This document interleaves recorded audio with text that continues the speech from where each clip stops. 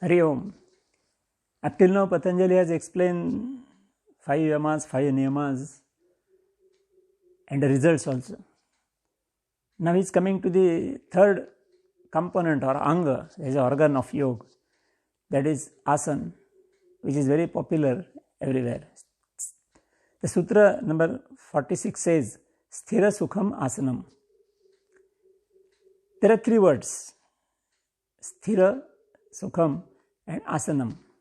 Asanam is a posture. So he is giving the explanation of posture or asana in 2 words. It looks like that there are only 2 words, but it contains a lot of deep meaning, because asana is a very practicable component of yoga. It is very popular and many people are practicing asanas maybe throughout the world. So let us see what Patanjali says about asana. You also may be practicing asana, you might be knowing something, so many asanas and all that. The literally meaning of asana is posture, dictionary meaning, and same meaning is applicable here also. But there are 2 qualities, one is sthira and one is sukham. Sthira means steadiness, steady, and sukha is comfortable. So he wants to say that the posture, that means asana, must be steady and comfortable. That is the meaning of the sutra. Let us interpret this. This is a very important point. When he says the posture must be steady and comfortable, we can interpret that the posture which is not steady and comfortable is not asana. And here it is not either steady or comfortable, no, it is and steady and comfortable.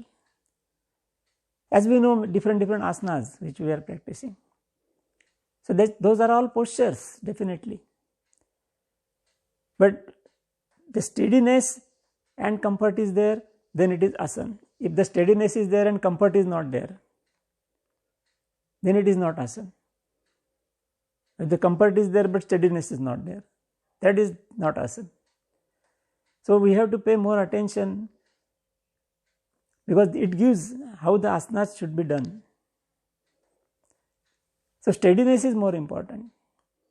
If you just observe how we practice asana, any asana you can take. So we start from the pre-position, maybe sitting, standing, prone, supine, all. And from the pre-position we make some movements and attain a final posture. And while releasing also, from final posture we make some movements and release the posture and come to the pre-position.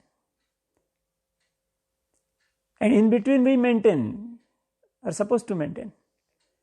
So we can say asana is practiced in 3 stages. Stage 1, there are movements. Stage 2, steadiness is there, no movement. And stage 3, again movements are there. So actually asana includes no movement, because it is steady and comfortable. There is no movement in the asana. But when we are practicing asana, we have to make the movements, they are essential. Without making movement, we cannot attain the stage and we cannot release the stage. But we have to consider that movement part is not asana, because it is not in the definition. As per the definition, steady part is asana. I will go a little bit more practical. Suppose a person takes 30 seconds to attain a posture and 30 seconds to release the posture. And suppose he is maintaining the posture for 1 minute. So total we can say he has spent 2 minutes, half a minute to attain, half a minute to release, and 1 minute maintenance. The 2 minutes he has done the asana. But as per the definition we can say he has maintained the asana only for 1 minute. Because attaining the posture is movement, so it is not asana. Releasing asana is also movement, so it is also not asana. So whatever steady part is there, that is only asana. And that is why when we practice asana, we have to focus on that point. Let us further go in much detail of it. Suppose a person, we can call him A, he is doing 15 asanas in 15 minutes. So he is spending half a minute to attain a posture, half a minute to release a posture. He is not maintaining any asana. Just attaining posture, releasing posture, no maintenance. That is why he is doing 15 asanas in 15 minutes. Now the person B, he is doing 5 asanas in 15 minutes. He is also spending half a minute to attain, half a minute to release, but he maintains every asana for 2 minutes. So the total maintenance time for B, because he is maintaining every asana for 2 minutes, so maintenance time where there is a steadiness, no movements, is 10 minutes. And for A, 0 minutes, because he is not maintaining the asana, just attaining and releasing. So as per Patanjali's definition, we can say that person A is not doing the asana at all, because there is no steadiness. So he is not doing asana, doing some movements, but movements is not asana. And person B is doing asanas for 10 minutes out of 15. So this example is quite clear to maintain the effectiveness of steadiness. And how to do the asana? That we have to increase the steadiness, and that will develop our technique of practicing asanas.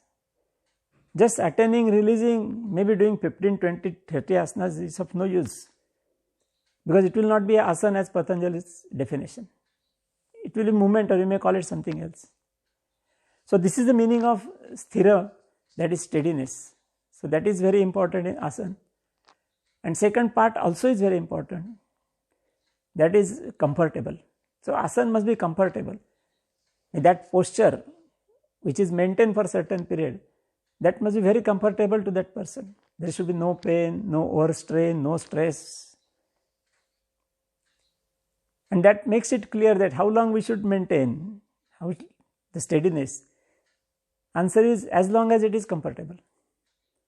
So both the words gives the perfect explanation of how to do the asanas. We have to focus on steadiness, but that also as long as it is comfortable. If you are maintaining asana and if you are getting some pain, overstretch and all that, some uncomfort, then that is not asana. Leave the position. So these two words gives perfect guideline for a person to do the asanas in a correct way. If this is not followed, the way is not correct. The result will not be correct. There will be something wrong results. And this steadiness and comfort is for the posture, but posture includes body and mind also. And in all yogic practices, body and mind is always expected to be together. So these two qualities, steadiness and comfort, these are applicable to the body as I already explained, but these are applicable to the mind also. The mind also must be steady and comfortable. If mind is not steady and comfortable, I think it is not possible to maintain the body also steady and comfortable, because mind is controlling the body. Suppose the mind is irritated with different thoughts while practicing asanas, then the person cannot do the asanas properly. That is also a practical experience. So while practicing, we have to maintain body as well as mind in steady and comfortable stage. Then only it will be called as asana. Otherwise it is not asana, you may call it anything. And if you consider this definition, then we can definitely find out what is the proper way of doing asanas, and then we will get the proper results. If steadiness, comfort is not there, the person may get some result, but they are not proper as per Patanjali's total explanation. Hari Om.